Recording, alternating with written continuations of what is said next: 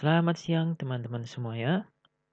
Kali ini saya akan bahas tentang text classification typeface, khususnya untuk mengklasifikasikan sebuah dokumen merupakan spam atau bukan, menggunakan tentunya typeface ya. Typeface secara intuisinya adalah sebuah metode ya, metode klasifikasi yang didasarkan dengan Bayes rule, yang intinya tentang probabilitas dan statistik. Algoritma ini memprediksi peluang di masa depan berdasarkan pengalaman di masa sebelumnya. Sering disebut dengan Bayes rule.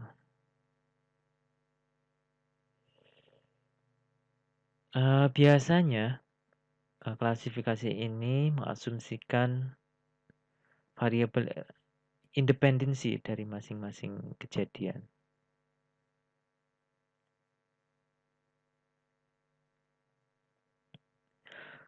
Mengapa orang menggunakan algoritma ini? Banyak sih keuntungannya ya.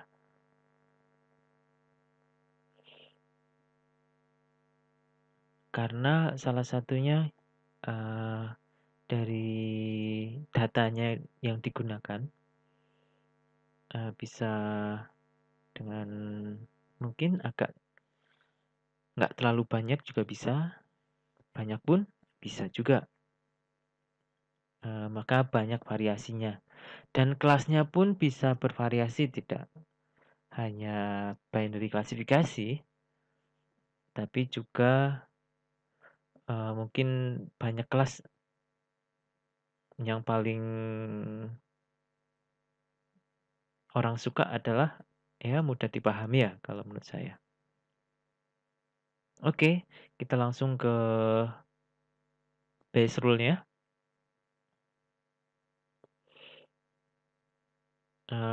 Anggap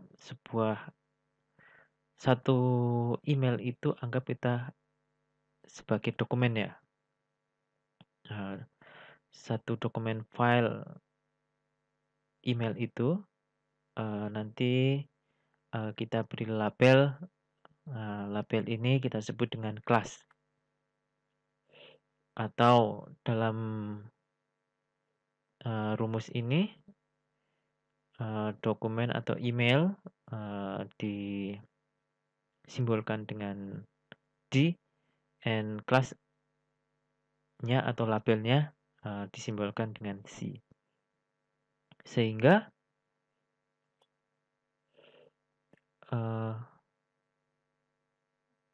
probabilitas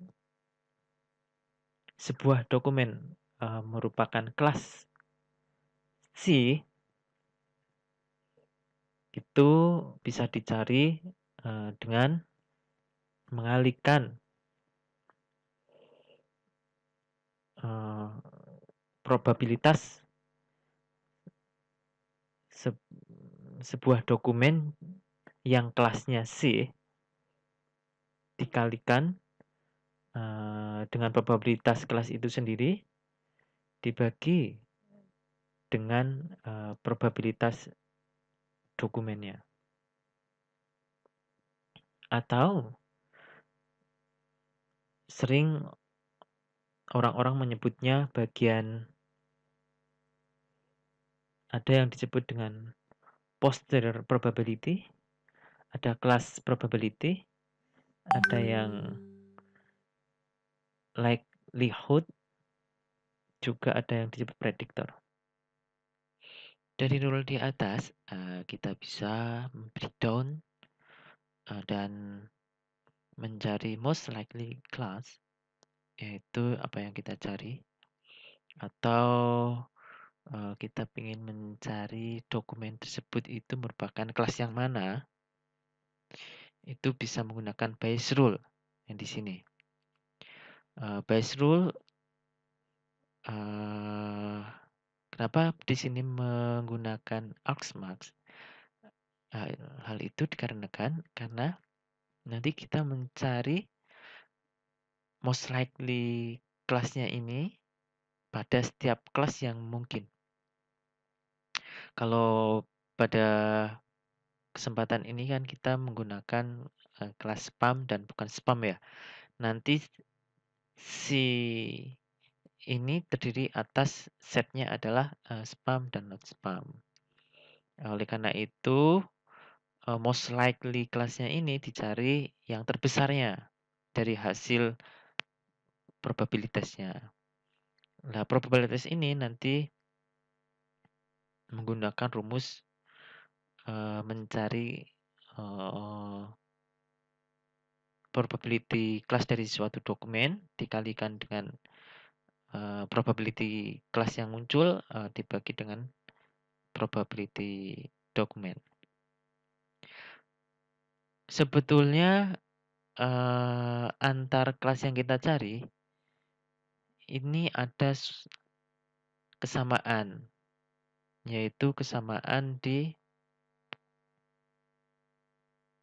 dominatornya, yaitu kelas probability dari dokumennya. Sehingga untuk membandingkan tersebut, kita sebetulnya nggak harus mencari ini ya, cukup mencari persamaan yang di atas. Sehingga most likely kelasnya bisa menggunakan ini rumus yang terakhir.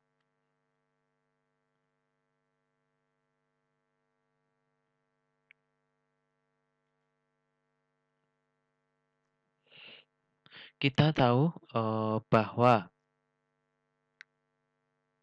dokumen yang kita gunakan nantinya akan dicari fiturnya.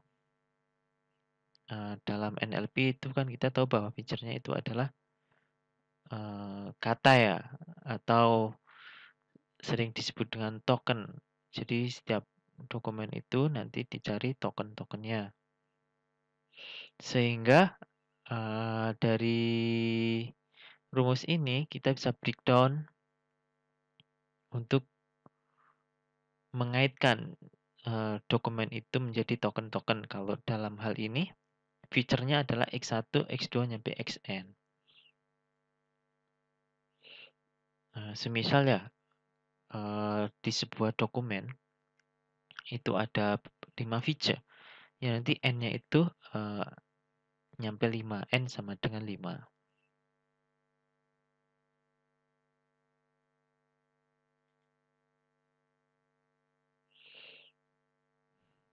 Sehingga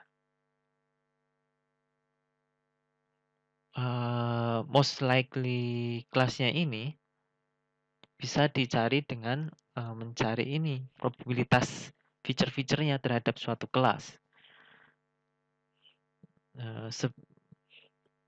Oleh karena itu banyaknya kemunculan suatu kata pada suatu email itu nanti akan sangat berpengaruh dalam penentuan suatu kelas.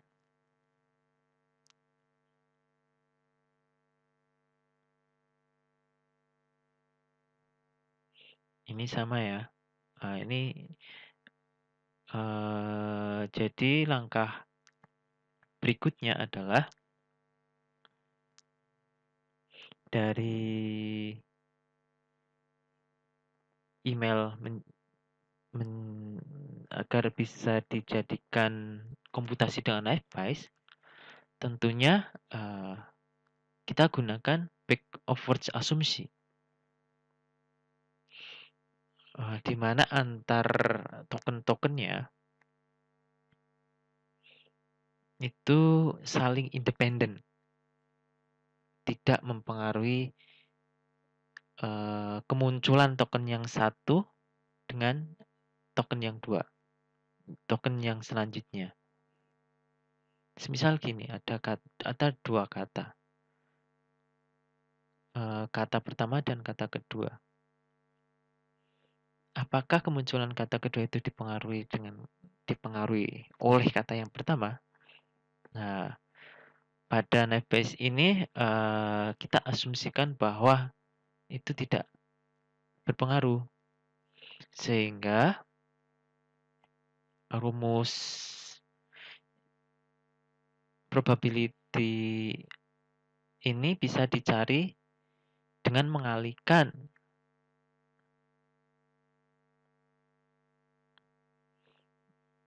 probabilitas X1 terhadap kelas tertentu nyampe dengan probabilitas Xn pada kelas yang sama.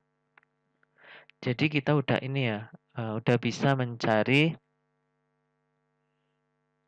rumus naive Bayes rule di sini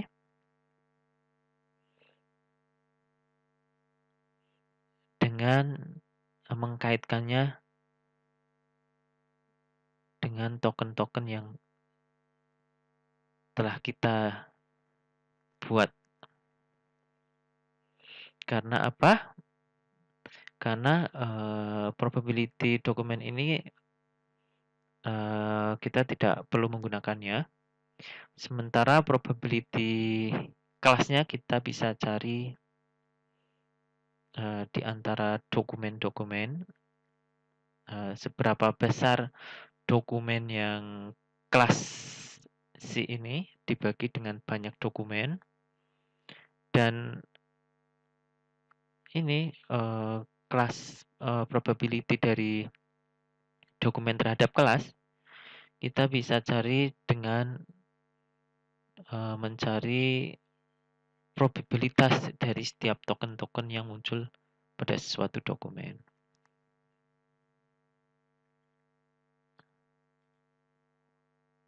Seperti contoh di bawah ini ya, proses-prosesnya. Pertama, kita ekstraksi dulu ya. Ekstraksi dulu dokumen emailnya. Dan kita beri label. Label di sini merupakan representasi dari kelas. Tentunya kelas ini nanti ada dua ya. Kalau contohnya itu spam dan ham. Spam dan bukan spam. Ham itu artinya yang bukan spam ya.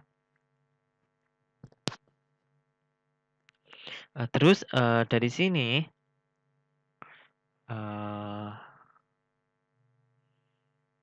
kita buat representasi labelnya. Semisal dokumen di sini mempunyai label C. Nah, terus dokumen ini kita lakukan preprocessing. Preprocessingnya itu bisa menggunakan tool yang banyak di luar. Kita bisa download. Tapi secara prinsipnya, pertama data yang kita gunakan harus kita bersihkan. Bersihkan dari dokumen-dokumen yang kemungkinan itu bukan dokumen yang kita inginkan. Dalam hal ini adalah dokumen email ya. Semisal di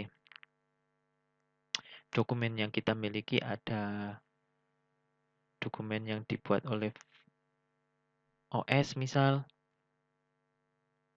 atau dokumen TXT lain keterangan dari dokumen yang kita miliki. Nah, itu jangan sampai dokumen yang bukan termasuk dalam dataset kita ikutkan dalam pemrosesan.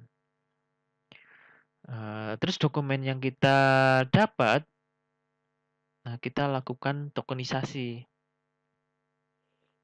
Jadi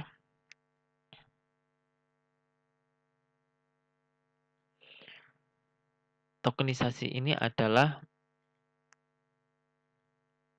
mengekstrak token-token yang kita punya, yang dokumen punyai.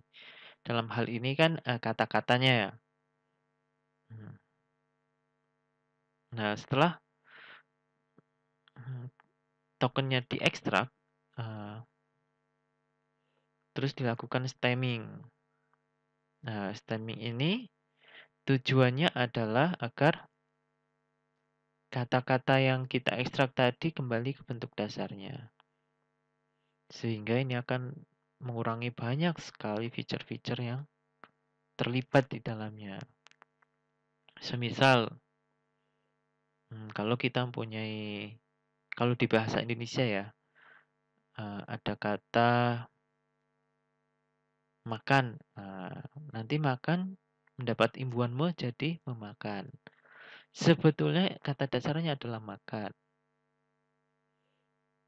Jadi dengan metode ini kita bisa mengurangi banyak sekali feature-feature yang akan kita jadikan back of words nantinya. Yang kemudian adalah penghilangan tanda baca. Itu jelas ya, karena tentunya untuk identifikasi basisnya teks, tanda baca itu kan kurang sangat berpengaruh. Malah ketika kita mengikutkan tanda baca, nanti malah membuat hasil klasifikasinya tidak akan bagus. Yang berikutnya adalah remove HTML tag. Kita tahu bahwa email itu basisnya adalah HTML. Tentunya dalam klasifikasi teks, kita harus mengurangi sesuatu yang tidak ada kaitannya. Dan dalam hal ini, tag HTML itu kan jarang sekali ya. Bahkan akan sangat mengganggu jika itu dilibatkan. Sehingga kita remove. Kemudian dari token yang sudah ada, kita lowercase kan. Jadi antara nanti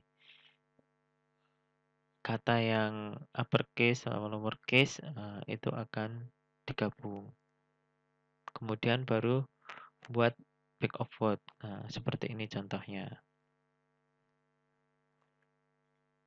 Dari kata-kata ini, dari dokumen kita ekstrak tokennya, kita kenai proses-proses yang ini, nanti jadinya back of word seperti ini.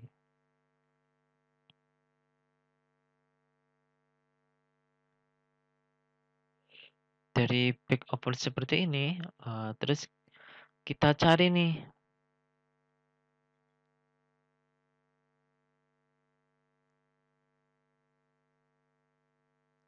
probability tiap tokennya terhadap kelas tertentu dengan menggunakan rumus yang ini.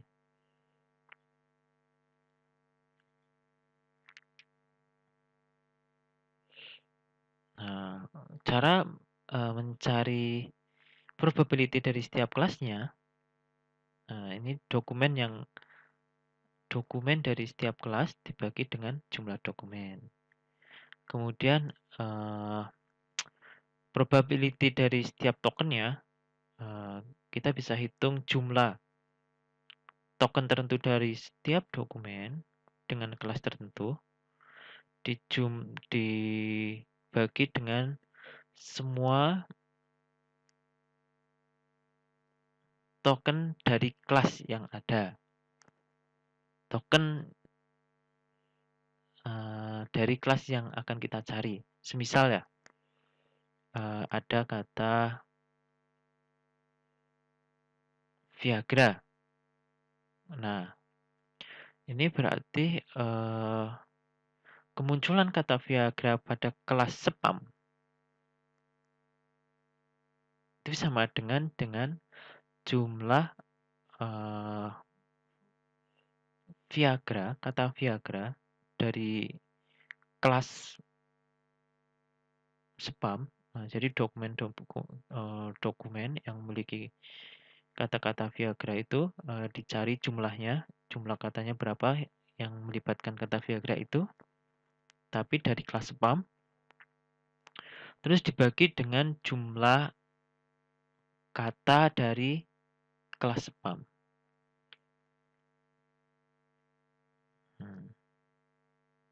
maka didapatlah PWI-JJ. Kita tahu bahwa setiap dokumen itu kan mungkin lebih dari satu token ya. Maka kita bisa menggunakan asumsi ini.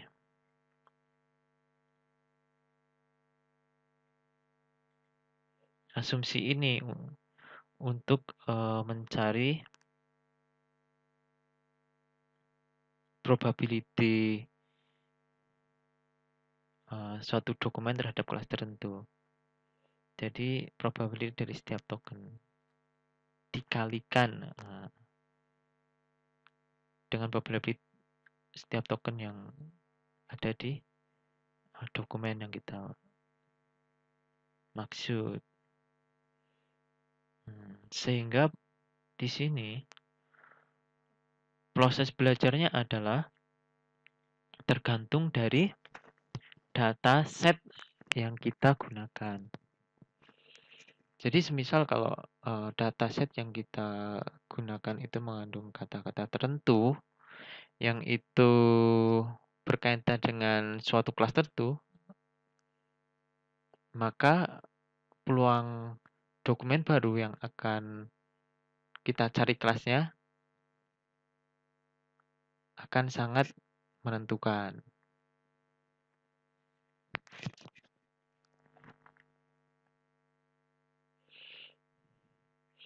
Berikutnya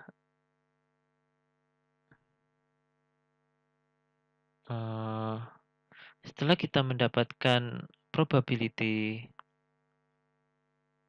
dari setiap ini kelas, probability dari dokumen yang kita maksud dari setiap kelas, kita cari nih most likely kelasnya itu yang mana dengan mencari maksimum yang tertinggi dari perhitungan kelas yang tadi kita sebutkan. Semisal kalau yang hasil dari CMAP ini kelas spam ini 0,3 dan kelas not spam 0,1, maka dokumen tersebut merupakan klasifikasinya adalah spam.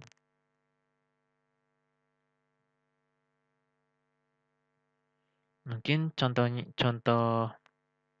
sederhana seperti ini ya. Ini training sama tes.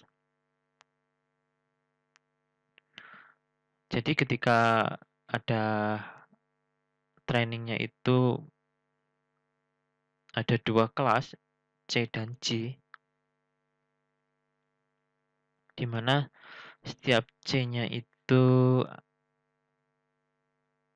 di dokumen 1 ada 3 kata, dan di sini ada 3 kata, 2 kata, dan 3 kata, maka kita bisa mencari probability dari kelas C, yaitu dari jumlah dokumen yang kelas C dibagi semua dokumen. Kemudian probability dari kemunculan kata tertentu dalam sebuah kelas itu bisa dihitung dengan jumlah kata dalam kelas tersebut tambah 1 dibagi dengan jumlah semua kata, terus di sini adalah jumlah kata yang unik.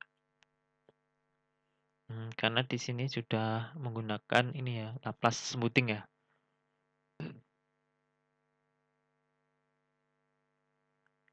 Sehingga didapatkan probabilitas kata Chinese dalam kelas C adalah 3,7. Probabilitas kata Tokyo di kelas C ada 1/14. Sehingga dokumen 5 kita bisa cari nih dengan menggunakan Bayes rule-nya. Soalnya ini ada Chinese kali Tokyo kali Japan. hasilnya 0,003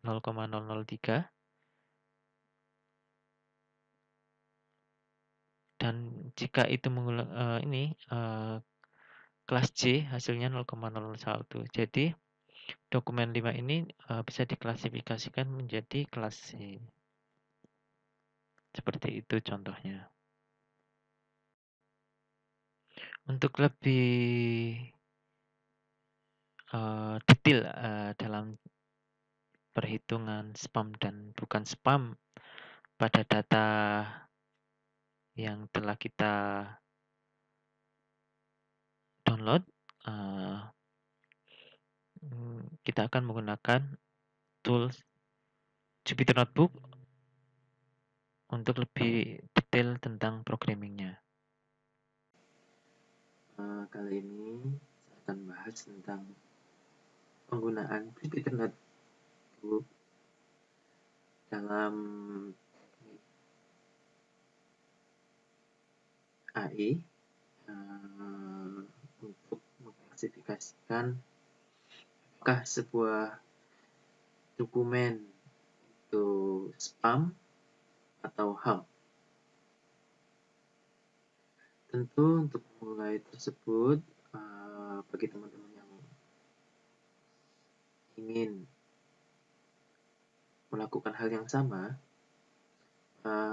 teman-teman bisa menginstal salah satu aplikasi yang di dalamnya sudah lengkap serta library-library-nya.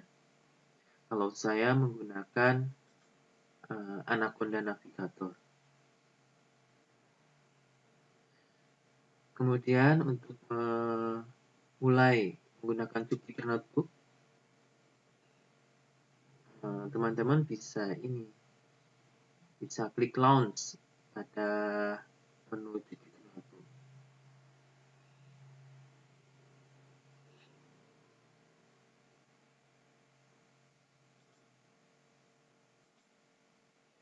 Untuk memulai klasifikasi menggunakan Naive-Bayes, tentunya salah satu hal yang harus dipersiapkan selain aplikasi yang kita gunakan adalah data.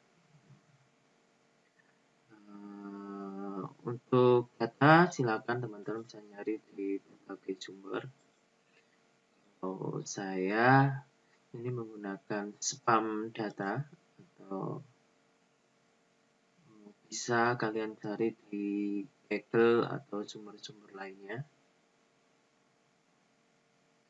Setelah data dipersiapkan, kita gunakan library Jupyter Notebook untuk mengakses file tersebut ke Python.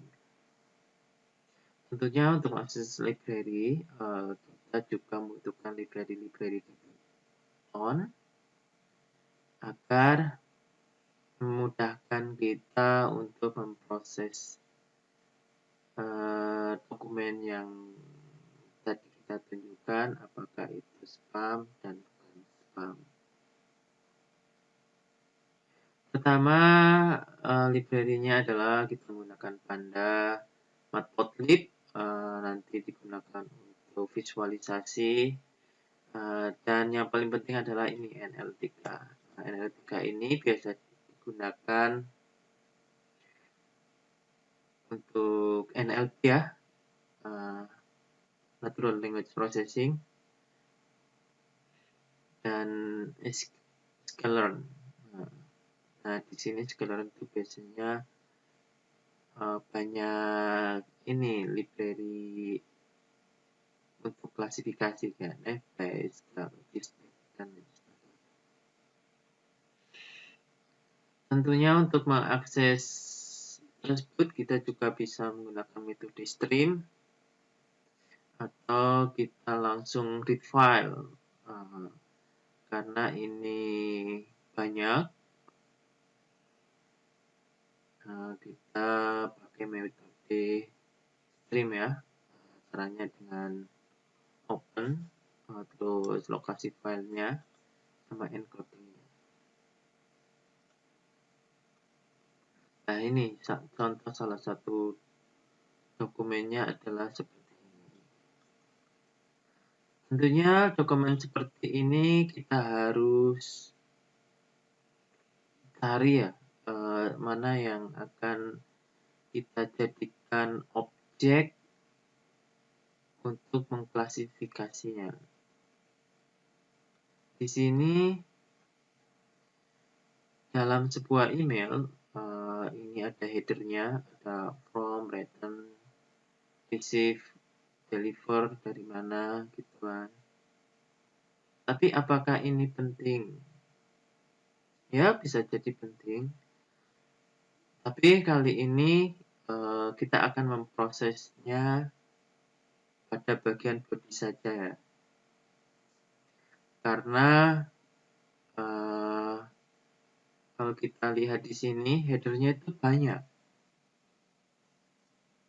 Tapi tidak begitu mencerminkan apakah itu spam atau bukan. Yang paling mencerminkan itu adalah body-nya. Di sisi lain, di sisi pengguna juga kita ketahui bahwa kalau kita dapat email, tentunya yang dibaca itu adalah bagian bodinya kan, atau paling enggak bagian titelnya, subjeknya. Sehingga dokumen spam ini, dokumen email ini kita harus ekstraksi untuk mengambil bodinya saja.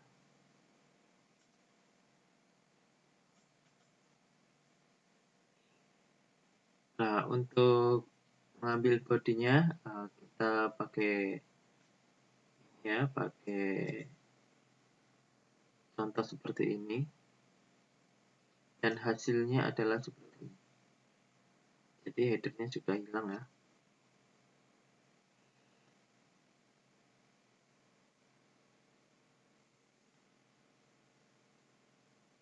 Nah, setelah kita berhasil ekstraksi body,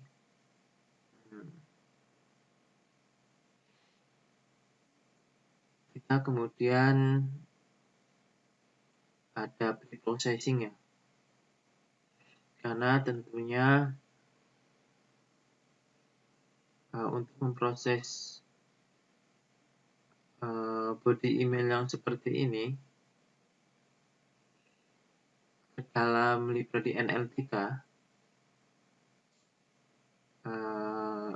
kita perlu tahapan pre-processing. Tahapan pre-processing tersebut salah satu langkahnya adalah cleaning data. Kita pastikan bahwa dokumen-dokumen yang sudah kita punya di spam data ini, kita pastikan tidak ada yang isinya kosong. Jadi kalau isinya kosong nanti akan sangat berpengaruh.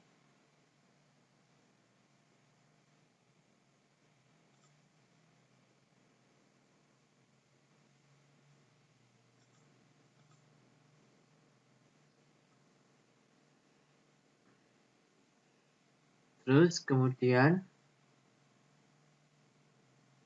kita juga remove file-file generate dari Windows. Biasanya kan kalau kita copy, paste, atau generate email dokumen, pasti ada ini di store. Kalau di Mac nanti ada Mac OS One, itu di delete aja karena itu kan nggak penting dan nggak relevan dengan apa yang akan kita proses.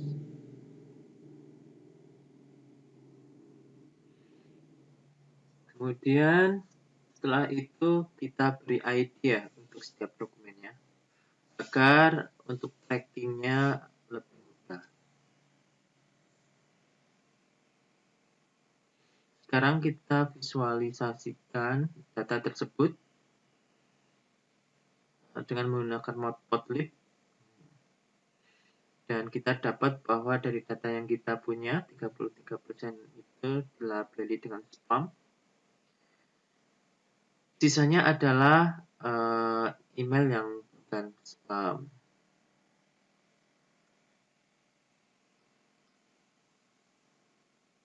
Sekarang kita ke natural language processing-nya, ke NLTK-nya. Tentunya agar ini dapat diproses di NLTK,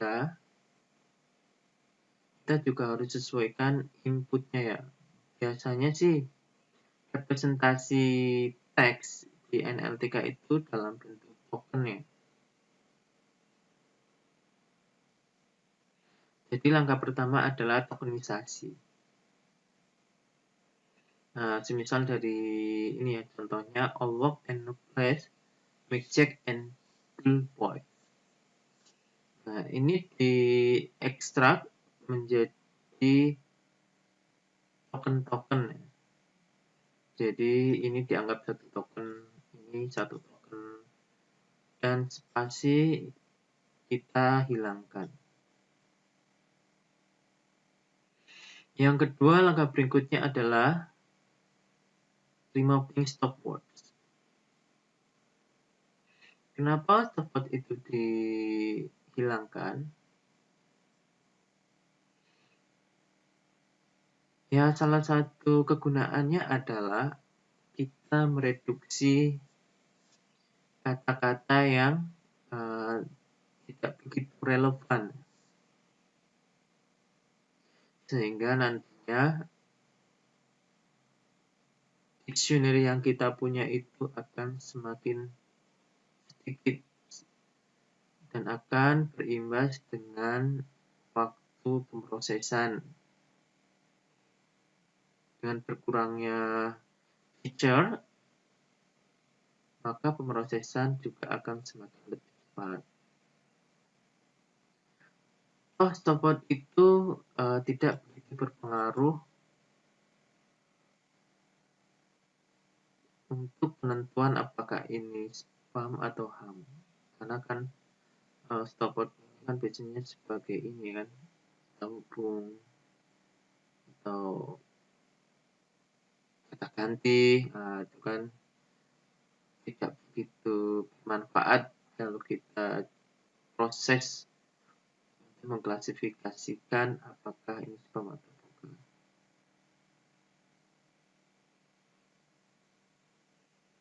Kadang kalau kita ikutkan malah nanti kata-kata ini malah lebih dominan ya daripada kata-kata yang kita anggap itu sebagai spam, sehingga akan melaporkan hasil dari klasifikasi.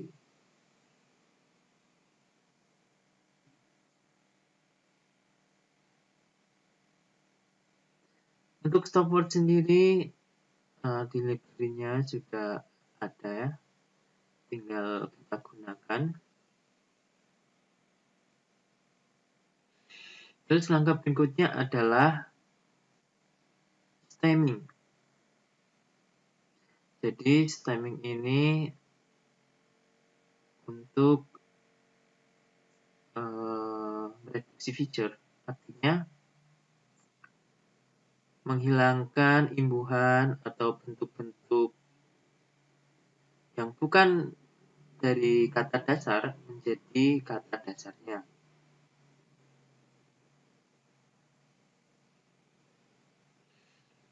Hal ini juga sangat bermanfaat sekali karena semisal kalau kita mempunyai word mix, itu kan bentuknya bisa banyak ya, mid,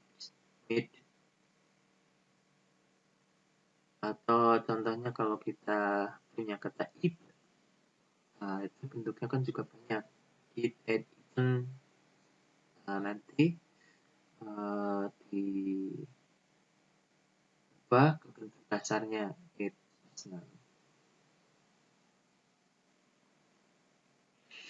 Yang kedua adalah penghilangan tanda baca.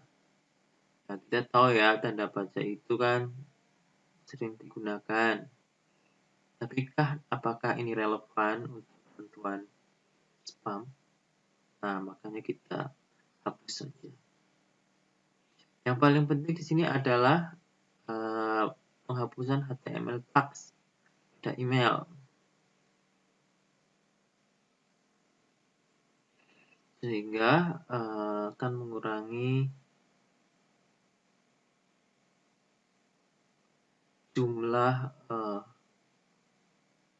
word dictionary yang akan kita dapatkan dari pemrosesan ini.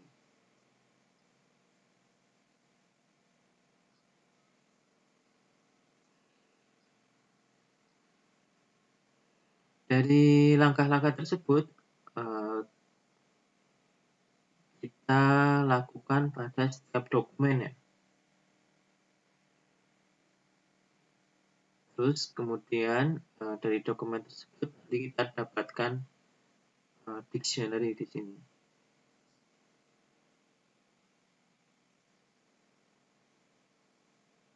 Nah, ini contohnya.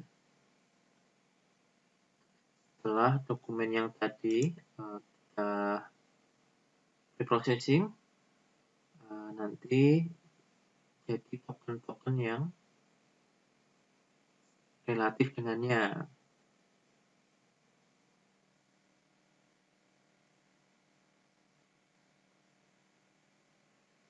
Kan tadinya seperti ini, jadi seperti ini.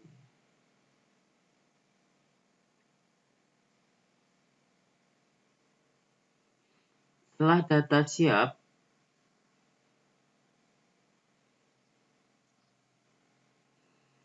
kita gunakan word cloud. Ya, tentunya untuk menggabungkan data-data tersebut agar nanti untuk proses berikutnya akan lebih gampang.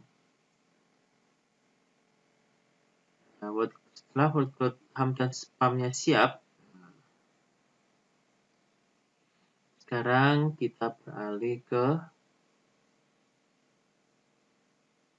type-based classification.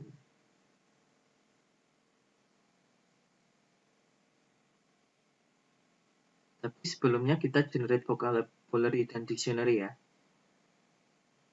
Karena dari word cloud tersebut nanti vocabulary-nya itu dan dictionary itu untuk menghitung ini kemunculan kata pada setiap kelas dan setiap dokumen. Nih kalau kita lihat dari word cloud HTTP itu ada 10.000 kemunculan dari semua dokumen yang ada. Dari data yang telah kita lakukan preprocessing, kita jumlahkan setiap token-tokennya dalam setiap kelas. Pertama, kita mencari probability class, yaitu dengan mencari jumlah dokumen yang merupakan kelas ya, spam dan ham dibagi dengan jumlah dokumen, sehingga kita sudah bisa mendapatkan probability dari setiap kelas. Kemudian kita harus mencari probability dari kemunculan token dalam setiap kelas, sehingga kita gunakan summing the token, jadi menjumlahkan kemunculan token dalam spam dan kemunculan token dalam ham. Nah, hal ini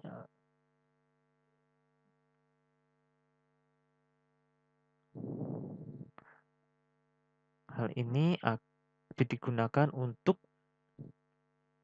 mencari probability token yang muncul, apakah itu spam dan bukan spam. Nah,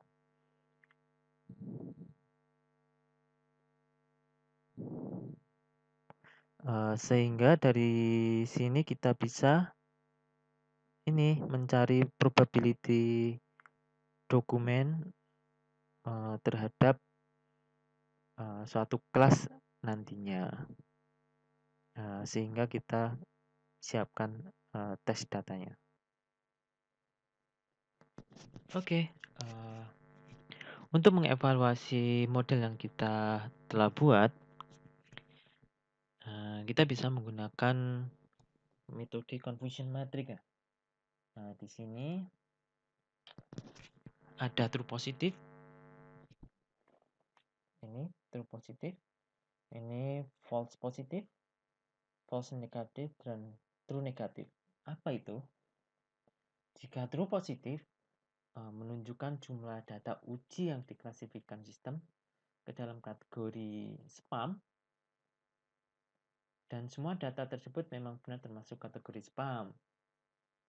Jika false positif menunjukkan jumlah data uji yang tidak diklasifikasikan sistem ke dalam kategori spam, tapi seharusnya semua data tersebut termasuk kategori spam. Kalau false negatif menunjukkan jumlah data uji yang diklasifikasikan sistem ke dalam kategori not spam, tapi seharusnya semua data tersebut bukan termasuk kategori not spam.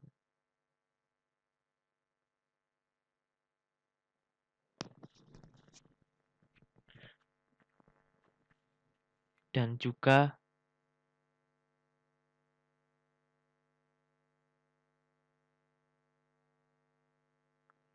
true negatif menunjukkan jumlah data uji yang tidak diklasifikasikan sistem ke dalam kategori not spam, dan semua data tersebut memang bukan termasuk kategori not spam. Dari sini kita bisa menghitung precision dan recall. Precision adalah sebuah tingkat keberhasilan antara informasi yang diminta dengan jawaban yang diberikan. Kalau recall adalah sebuah tingkat keberhasilan dalam menemukan kembali dalam mengklasifikasikan spam dan not spam secara lebih detail. Sedangkan akurasi adalah sebuah tingkat kedekatan keberhasilan dari prediksi spam dan bukan spam. Nah, itu salah satu metode dalam evaluasi. Semakin akurasinya baik, tentunya model yang kita bangun akan semakin baik. Terus bagaimana cara optimasinya? Salah satu cara untuk mengoptimasi naive Bayes adalah menggunakan Laplace smoothing ya. Karena kadang apa yang kita coba prediksi ternyata belum ada di token ya. Token yang di data training. Sehingga agar pengalinya itu tidak nol, karena kalau nol itu kan nanti hasilnya akan jadi nol, sehingga akan tidak akurat. Oleh karena itu dengan Laplace smoothing kita tambahkan jadi satu. Jadi jika di data training itu tidak ada, kita tambahkan jumlahnya menjadi satu. Nah, ini adalah Laplace smoothing. Oke, beginilah presentasi yang bisa saya sampaikan. Kurang lebihnya mohon maaf. Assalamualaikum warahmatullahi wabarakatuh.